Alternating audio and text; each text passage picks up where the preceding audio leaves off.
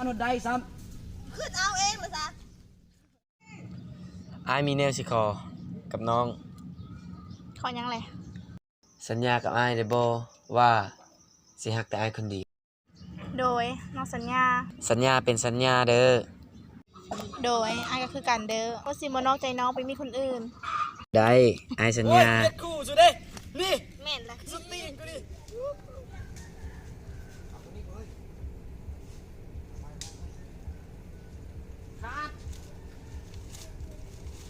ขาดบุ้ยโอเคบุ้ยได้อยู่ได้รอเนาะได้อยู่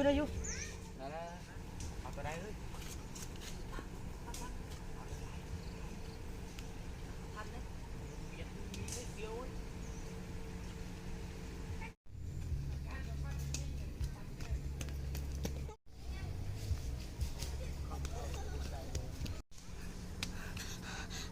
สมภาว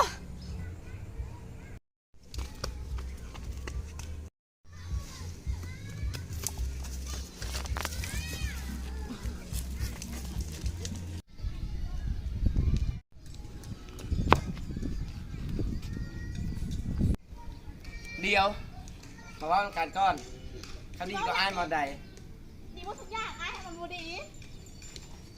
น้องลืมสัญญาเฮาแล้วบ่อ้ายกับเบิ่งสภาพอ้ายเลยกว่าคือคนบ้านี่แหละ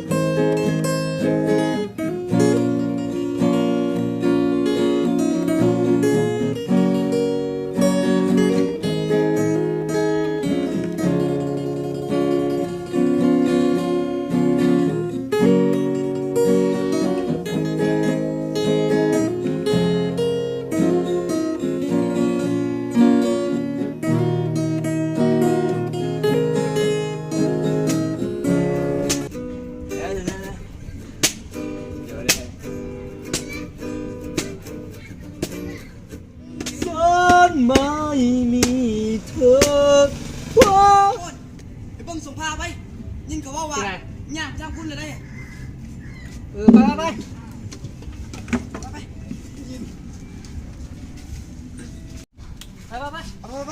วู้จะตายแล้วจ้ะโอ้ยรถที่แม่นะ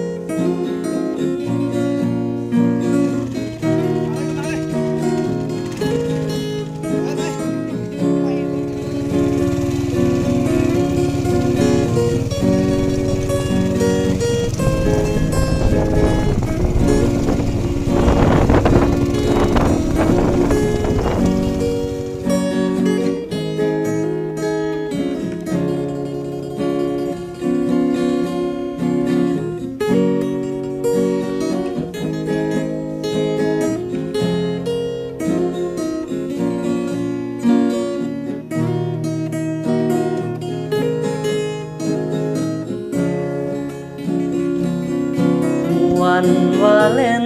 ไทยสั่งใจร้ายเหตุกันลงได้เจ้าสั่งเยียบจานของอายหมุนคักแท้นาน้องคงสิลืมมันแล้วบ่นางโนคำสัญญาเคยเอ่ยว่า